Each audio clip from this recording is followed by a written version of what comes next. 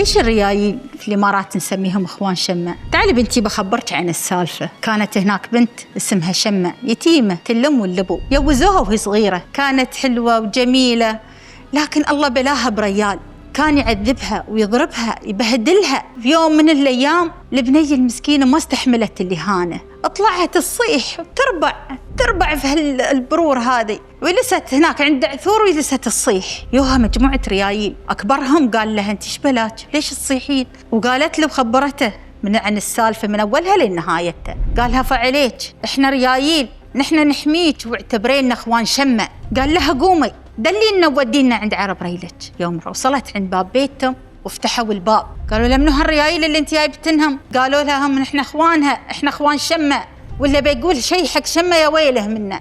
في يوم من الايام غزوهم ناس، ذبحوا اللي ذبحوه وشلوا حلالهم شلوا مالهم. قالوا لهم انتم حقا ما تدافعون عن نفسكم؟